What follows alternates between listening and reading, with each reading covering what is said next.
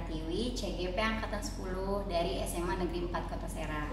Hari ini saya akan melakukan kegiatan aksi nyata modul 2.3, yaitu coaching untuk supervisi akademik. Dan hari ini saya akan melakukan tahap yang pertama, yaitu pra-observasi. Nah, di sini sudah saya hadirkan rekan saya, yaitu Ibu Nada Setiani SPD. Beliau adalah guru matematika di SMA Negeri 4 Kota Serang. Ibu Nada, hari ini kita akan melakukan kegiatan pra-observasi sebelum nanti saya akan mengamati Bu Nada langsung ke kelas, yaitu di tahapan observasi. Oke Bu Nada, nanti mungkin akan ada beberapa pertanyaan yang akan ditanyakan di tahap pra-observasi ini ya Bu Nada ya. Sebelumnya gimana nih Bu Nada, kabarnya baik? Baik, Alhamdulillah. Nah, tujuan dari pra-observasi ini Bu Nada nantinya Bu Nada akan lebih siap gitu dan akan lebih terencana gitu bagaimana nanti proses pembelajaran di kelas akan terlaksana gitu ya Bu Nada ya.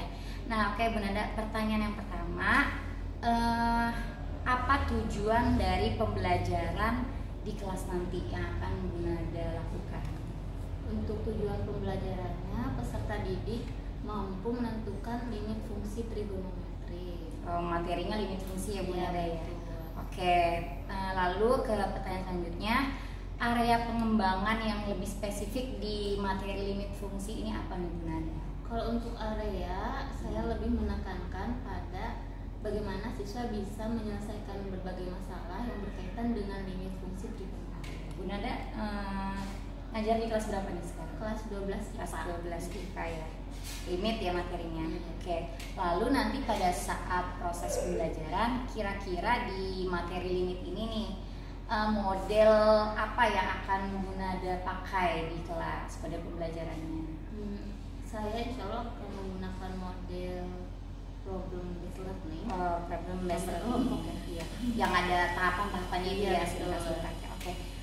Semoga nanti bisa berjalan dengan baik ya dengan model atau strategi dari problem based learning. Lalu untuk penilaian nih Bu Nana, penilaian atau evaluasi yang digunakan apa nih? Untuk pengetahuan tes tertulis, untuk sikap paling observasi. Jadi mengamati ya, jadi mengamati. Jadi ada dua ya, penilaiannya untuk pengetahuannya di tes tulis dan sikapnya di observasi. Oke. Lalu nanti kira-kira kelas yang akan dipakai nih, sasaran kelas yang akan kita pakai untuk observasi kelas apa nih? Kelas 12 MIPA 6. 12 IPA 6. Waktunya kira-kira bisanya kapan kita akan pukul 13 di hari Rabu. Rabu ya. Oke, di hari Rabu jam 1 siang di 12 IPA 6 ya. Oke, mungkin pertanyaannya itu ya Bu Nada ya.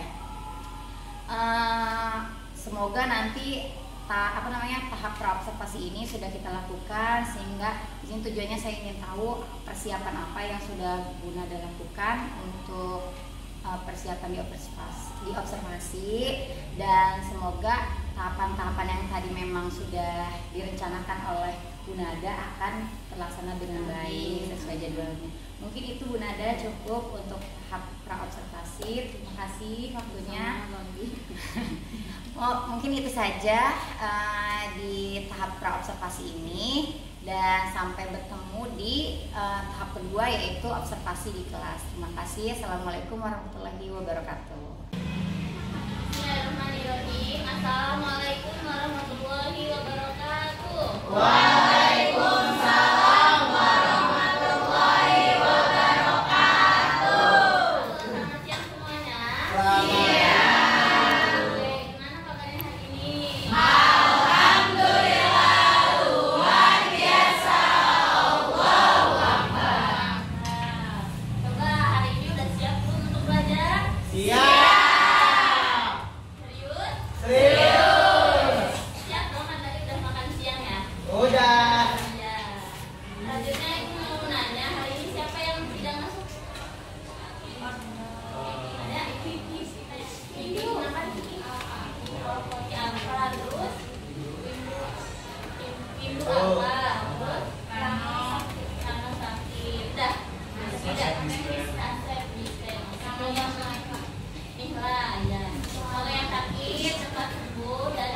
hadir bisa hadir bersama kita besok hari. Amin. Sebelum memulai pembelajaran, boleh Kak Ene dipimpin untuk berdoa ya. Duduk siap. Siap. Berdoa mulai. Bismillahirrahmanirrahim. Kembali salam. Assalamualaikum warahmatullahi wabarakatuh. Oke, hari ini kita akan belajar, ada yang tahu nggak? Ya, betul. Belajar tentang limit fungsi trigonometri. Nah, tujuan pembelajaran hari ini, peserta didik mampu menentukan nilai limit fungsi trigonometri. Nah, sebelum masuk nih, Ibu mau membahas materi sebelumnya. Ada yang tahu nggak pengertian limit itu apa? Ada yang tahu? Boleh, Angel, silakan. Boleh ditulis. Limit adalah sebuah faktor matematis yang digunakan untuk menentukan suatu nilai yang tidak dapat dicapai atau diukur secara real. Oke, betul ya.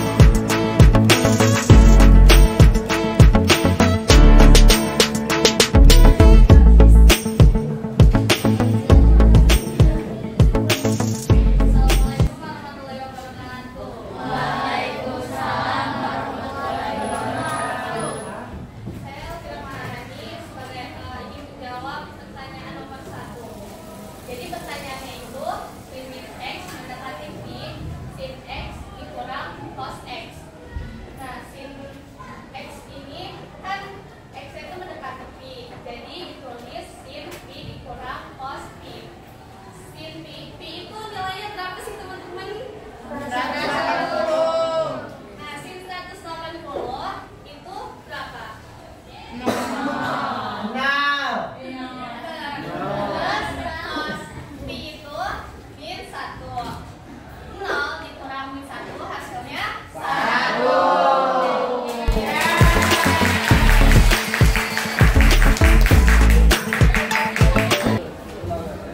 Kalau kelompok 3 itu pakai cara substitusi dulu. Nah, ternyata jawabannya 0/0. Nah, ini namanya bentuk apa? Bentuk tak bentuk. Jadi kita pakai cara lain. Nah, di sini pakai cara apa? Menggunakan rumus. Rumusnya sin AX per BX ya. Menyesuaikan ini. Sin AX per BX atau tan AX per BX. Jadi yang diambil A per B. Nah, itu apa A? Koefisien. Koefisien yang bagian atas ya, B koefisien yang bagian bawah. Bisa ya? Bisa. Oke, untuk hari ini cukup sekian, sudah selesai. Nah, sebelum mengakhiri ada yang mau menyimpulkan tidak? Boleh Ibra, silakan. Oke, jadi untuk kesimpulannya, jadi cara untuk menyelesaikan ini di trigonometri itu, yang pertama kita harus pakai substitusi. Tapi jika jawabannya nomor 0, kita menggunakan cara lain, yaitu menggunakan rumus dan penjelasan. Oke, semangat.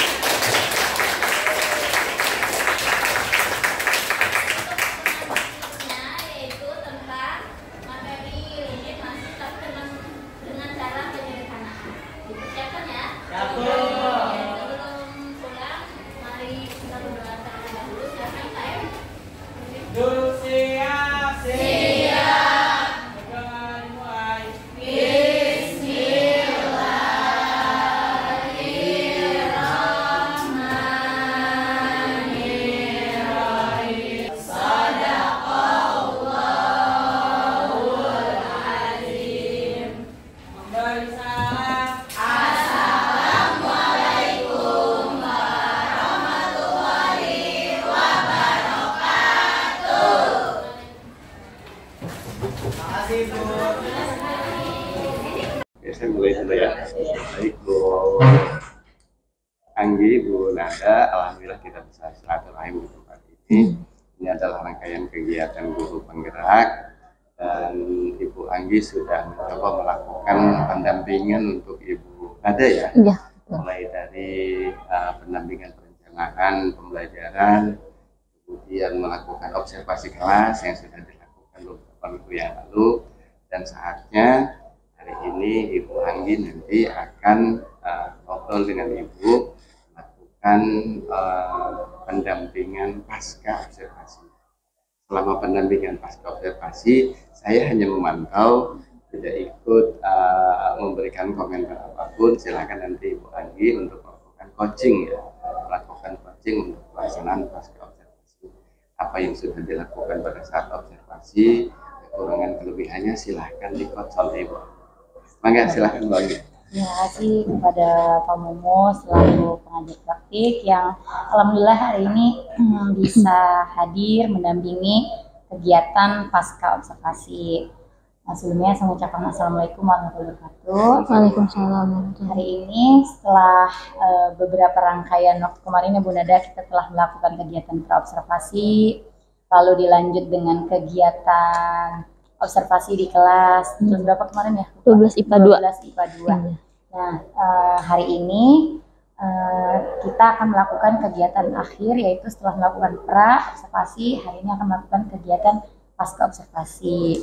Tujuan dari kegiatan pasca observasi ini adalah mengevaluasi bagaimana pelaksanaan pembelajaran di kelas yang telah dilakukan oleh Bu Nada. Lalu ngobrol lah, mungkin nanti ada beberapa pertanyaan yang akan ditanyakan oleh saya. Kita mulai saja Bu Nada ya. Iya, silahkan. Tujuannya itu tadi, ngobrol banyak hal tentang evaluasi pembelajaran. Langsung saja Bu Nada, hal pertama yang ingin ditanyakan nih, bagaimana perasaan Bu Nada setelah melakukan kegiatan observasi atau pembelajaran di kelas kemarin? Alhamdulillah pembelajarannya berjalan dengan lancar. Untuk perasaan mungkin pas awal-awal sedikit tegang ya Bu ya. Soalnya kan jarang diawasi, ini diawasi jadi Ada sedikit. observer gitu ya. Iya. mengawasi. Tapi untuk selanjutnya sih udah bisa enjoy, Bu. Tapi nyaman ya Bu ya. Nyaman, alhamdulillah. Lalu pertanyaan yang kedua nih Bu Nada. Menurut Bu Nada, bagaimana proses pembelajaran kemarin yang telah dilakukan oleh Bu Nada di kelas? Proses pembelajaran dilaksanakan dengan sesuai sintak dari problem based learning, Pakai PBL, PBL, iya. Dan alhamdulillah dari awal sampai akhir semuanya tercapai gitu, Bu. Iya. Sesuai urutannya. Sesuai dari urutannya. sintak pembelajaran yang ini ya. Mm-mm. Ada pengelompokan, Iya. terus diskusi, terus ada presentasi ya, beberapa anak yang maju mewakili kelompoknya. Iya, betul. Lalu Bu Nada, saat melakukan proses pembelajaran di kelas gitu dengan beberapa sintak pembelajaran PBL gitu, apakah ada hambatan gitu dalam melaksanakan proses pembelajarannya di kelas kemarin? Untuk hambatannya pasti ada ya, Bu ya. Ada ya. Kemarin itu pada saat pengelompokan dan saya meminta siswa untuk berpendapat ya. Pendapat. Nah, yang berpendapat itu hanya itu saja. Jadi tidak semua siswa aktif, Ibu. Jadi ada hanya beberapa anak ya, Iya. atau peserta didik yang memang aktif gitu ya. Iya, Tapi hambatannya ada yang berarti tidak tidak ikut serta gitu. Baik, menurut Bu Nada nih kira-kira dari hambatan itu gitu, kenapa hambatan itu bisa terjadi? Gitu? setelah saya lihat dan pelajari, mungkin karena saya pada saat meminta anak itu dengan cara menawarkan, harusnya dengan cara yang lain gitu, Bu. Jadi menawarkan siapa yang ingin Berpendapat gitu, atau menjawab yang maju gitu. Jadi mungkin jadi hanya anak itu saja Saja. gitu yang maju ya. Oh jadi menurut Bu Nada menawarkan harusnya ada cara lain yang Iya. bisa dilakukan. Mm-mm. Kalau menurut Bu Nada dari hambatan itu kan ada cara lain yang bisa dilakukan. Nah kira-kira solusinya apa dari hambatan itu? Mungkin cara lainnya bisa dengan menunjuk, Ibu. Jadi ditunjuk namanya siapa, silahkan berpendapat gitu. Jadi memacu anak untuk terpaksa aktif gitu Iya. ya karena ditunjuk. Jadi menurut Bu Nada solusinya adalah jangan menawarkan. Jadi kita sebagai guru menunjuk beberapa anak supaya ikut serta. Nah, itu bagus sih Bu Nada. Maksudnya solusinya baik. Jadi kita sebagai guru bisa ikut apa ya di kelas itu ngontrol. Gitu. Jadi iya. bukan berarti kita nawarin terus hanya anak itu saja. Akhirnya anak-anak yang lain tidak ketahuan nih siapa yang punya pendapat lain. Gitu ya. Betul. Baik, itu luar biasa solusinya. Mungkin nanti bisa ini ya dicoba sama Bu Nada di kelas lagi. Lalu tadi Bu Nada sudah mengidentifikasi hambatan yang terjadi di kelas. Lalu saya menanyakan solusinya kira-kira apa? Gitu. Tadi Bu Nada sudah memberikan solusinya. Lalu kira-kira nih Bu Nada dari solusi yang tadi Bu Nada pikirkan, gitu. Kira-kira kapan nih akan realisasikan di kelasnya nanti? Bisa direalisasikan pertemuan berikutnya, Bang. Jadi Langsung. akan coba di Pertemuan berikutnya. Oke. Semoga apa yang tadi kita obrolin menanyakan perasaan Bu Nada saat observasi, terus menemukan ternyata kita sebagai guru di setiap pembelajaran pasti walaupun menggunakan metode ataupun hal lainnya pasti ada hambatan yang terjadi gitu ya. Dan salah satunya untuk mensiasatinya adalah mencari solusi dari hambatan yang terjadi. Terus ya itu tadi bukan cuma mencari solusi, tapi kita pun harus berupaya komitmen apa yang kita lakukan untuk lakukan solusi itu saat kapan. Iya. Oke, mungkin itu Bu Nada beberapa pertanyaan pada kegiatan pasca observasi ini. Saya berharap apa yang tadi Bu Nada sampaikan tentang solusi terkait apa yang akan dilakukan ke depannya gitu kan. Itu juga jadi pembelajaran Bu Nada buat saya. Jadi kalau kita nemuin kendala atau hambatan seperti ini nih di kelas, solusinya seperti ini coba gitu. Jadi kita saling belajar. saling sharing gitu kan. Iya. Nanti saya tunggu cerita baiknya Bu Nada. Oke, siap. Pada pertemuan selanjutnya apakah solusi yang di ini bisa terrealisasikan dengan baik. Mungkin itu ya Bu Nada ya. Iya. Ya, terima kasih. Mungkin itu tadi kegiatan dari pasca observasi. Setelah saya sebagai observer dan rekan saya Bu Nada Stiani menemani saya pada kegiatan pra observasi sampai pasca observasi. Mungkin terima kasih juga Bapak telah mendampingi kegiatan pasca observasi hari ini. Saya ucapkan terima kasih. Wassalamualaikum warahmatullahi wabarakatuh. Waalaikumsalam warahmatullahi wabarakatuh.